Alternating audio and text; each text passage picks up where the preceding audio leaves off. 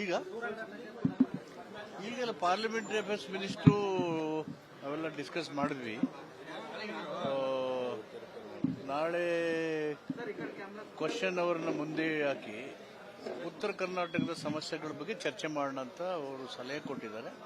ಆಗ್ಬೋದು ಅಂತ ಹೇಳಿದ್ದಾರೆ ಮುಖ್ಯಮಂತ್ರಿ. ಅದೇ ತರದಲ್ಲಿ ಹೌಸ್ ನಡೀತಾರೆ. ಬಿಜೆಪಿ ಹೋರಾಟ ಮಾಡ್ತಾ ಇದ್ದಾರೆ ಸರ್.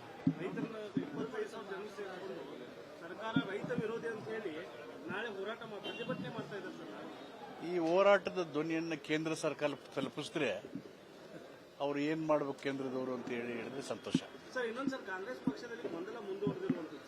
ಅದರಲ್ಲೂ ಕೂಡ ಯತೀಂದ್ರ ಸಿದ್ದರಾಮಯ್ಯ ಅವರು ನಮ್ಮ ತಂದೆಯವರೇ 5 ವರ್ಷ ಸಿಎಂ ಆಗಿ ಮುಂದುವರಿತಾರೆ ಅಂತ ಇವತ್ತು ಮತ್ತೆ ಹೇಳಿರುವಂತದ್ದು.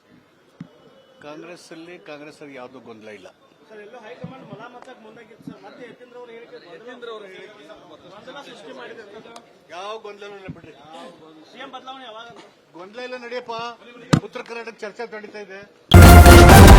ನ್ಯೂಸ್ ಫಸ್ಟ್ ನಿರ್ಭೀತಿಯಿಂದ ನಿಮ್ಮ ಪರವಾಗಿ.